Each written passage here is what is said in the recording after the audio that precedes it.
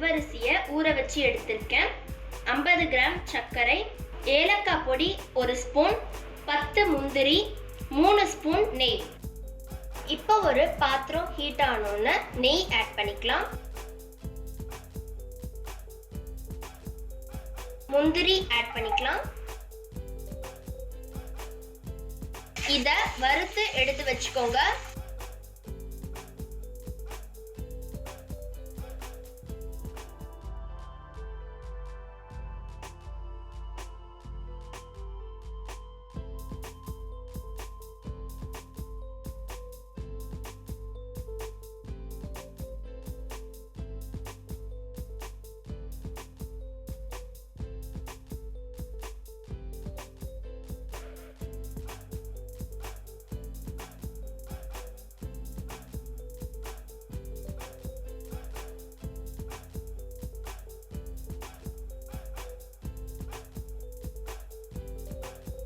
இந்த நெய்லியே ஜவ்வரிசிய வறுத்துக்கோங்க.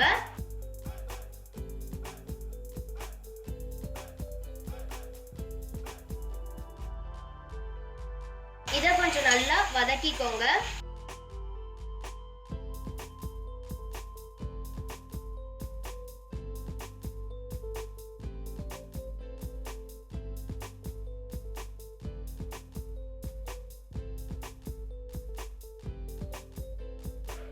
இது நல்லா வதக்கியாச்சு. இப்போ நம்ம இதுல பால் ஆட் பண்ணிக்கலாம்.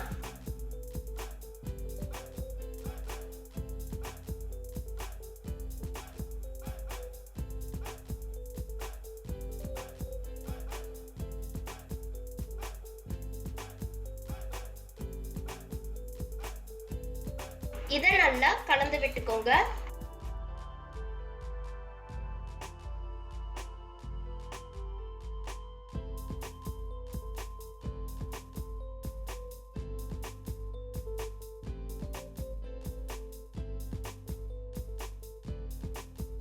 இது மீடியம் ஃப்ளேம்ல ஒரு 5 to 10 மினிட்ஸ் நல்லா கொதிக்கணும்.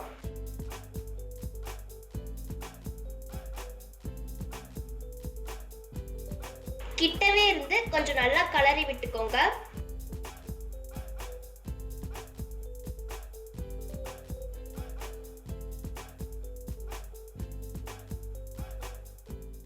இப்ப நல்லா ஜவ்வரிசி வெந்துருச்சு.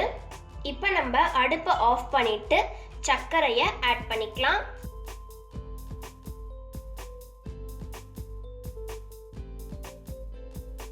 இத நல்லா கலந்து விட்டுக்கோங்க.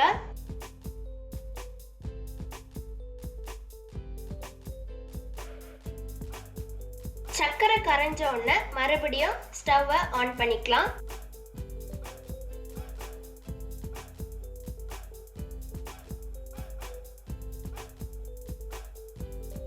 இப்போ சர்க்கரை நல்லா கரைஞ்சிருச்சு. அடுப்பை ஆன் பண்ணிக்கலாம்.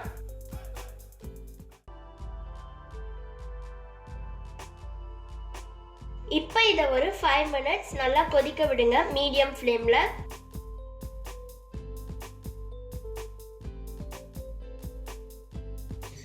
இப்போ இது நல்லா கொதி வந்துருச்சு.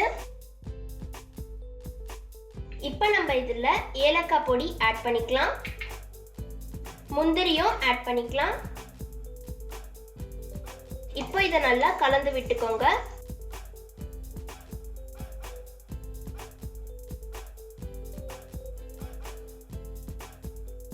இப்போ நம்மளோட சுவையான ஜவ்வரிசி பாயாசம் ரெடி ஆயிடுச்சு. இப்போ நம்ம இத டிஸ்ப்ளேல பார்க்கலாம்.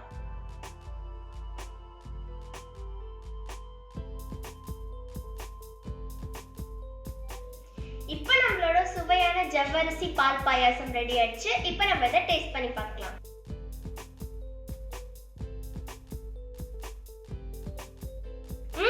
சூப்பரா இருக்கு. உங்களுக்கு இந்த வீடியோ பிடிச்சிருந்துச்சுன்னா குக்கிங் கிச்சனுக்கு லைக் பண்ணுங்க, ஷேர் பண்ணுங்க, சப்ஸ்கிரைப் பண்ணுங்க.